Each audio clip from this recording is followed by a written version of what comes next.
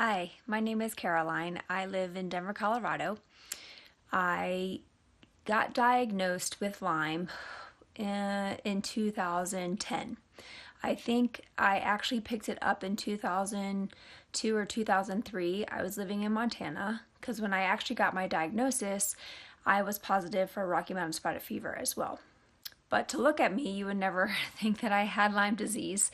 I kept going to my internist because I had hypothyroidism. I would wake up in the morning, I wouldn't be able to open up my bedroom door, have enough strength in my hand to turn the doorknob. I couldn't open orange juice. My hair started to fall out. So I knew something was wrong, and I knew it was probably hypothyroidism. So I went to my internist. I started to take medicine. I felt better. 2009, I ended up getting one thing after the other. And this is after having already gone to my doctor with a skin rash, more like bumps in my hairline on the back of my head. I was tired, was feeling kind of depressed. I had horrible gastrointestinal upset, and that had started actually years before, probably 2004, 2005. I had gone to a nutritionist, which is kind of embarrassing because my degree is in nutrition and dietetics. So I was a really healthy person. I work as a personal fitness trainer, and I was then. I taught yoga classes, I taught spin, I was doing triathlon, I have been a runner all my life, and I started to not have the energy to do those things. And so I was going to my internist. I complained of I felt like I had exercise-induced asthma. I would have butterflies in my chest. I had an EKG, an ECG, everything came back fine. I was doing a cyclocross race and started to have really bad heart palpitations. I ended up in the ER with my heart rate stuck at 212 for about 45 minutes. That happened to me twice. And I went back to my internist and I was like, something is wrong with me. And she's like, well, you're just too young, you're just too healthy. Sent me to a cardiologist. I had the full-on stress test, running uphill, and he had to stop the test because I was fine. And he still wrote me a prescription for a medication that would lower my blood pressure, which I thought was totally bogus. Because usually when I go into the doctor's office, they always ask me if I'm okay because I have really low blood pressure because I'm so fit. So lucky for me that I have a strong heart. So I started to seek out a different doctor because I felt like she wasn't listening to me. And so I found a woman who specialized in hypothyroidism because I thought it had something to do with that because I started again to have weakness in my hands. And so I went to Dr. Tracy Friedman at the National Integrated Health Associates in DC, and she was a little bit more pervy to Lyme since her son had it.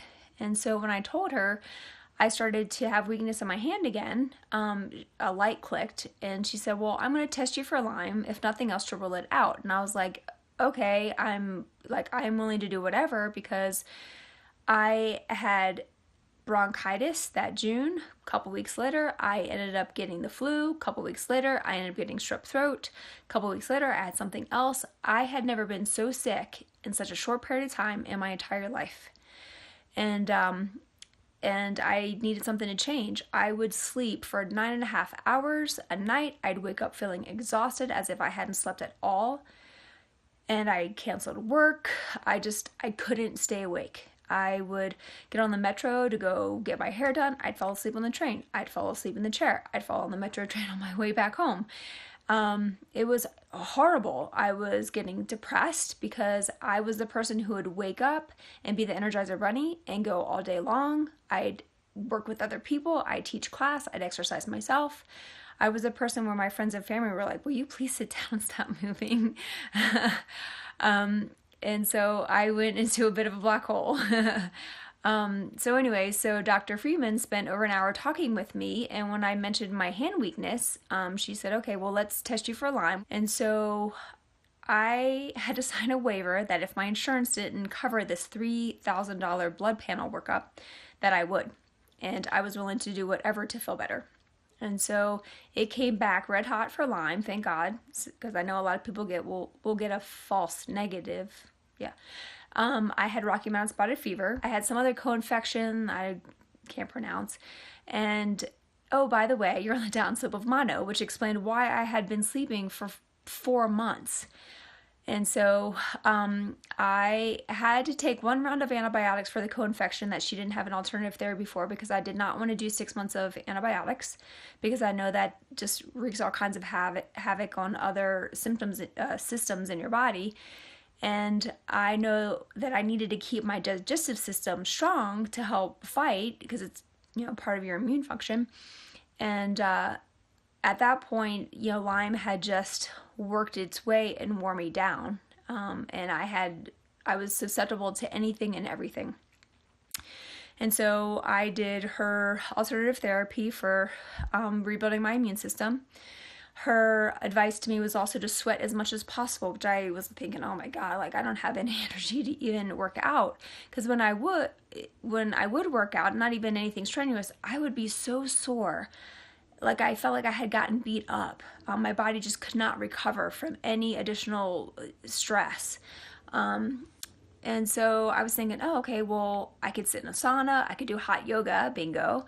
And that was great, because then I would breathe, I could, exhale, because if I want to kill off this Lyme, then I want to expel it out of my system. So that was my road to recovery, was rebuilding my immune system. I did all kinds of alternative therapies. I would go to bed every night listening to a meditation. And I do believe that the body has the innate capacity to heal itself. And when I share my story with other people and they ask me, well, don't you have Lyme forever? My answer is no. I choose not to believe that at all. And I think having a positive attitude is a big part of getting well. And so if my story and seeking out alternative therapies, doing yoga, learn to sweat, take care of your body, learn to eat well. You have to bring in those nutrients to heal yourself. And your body can do that if you create the right internal environment to do so.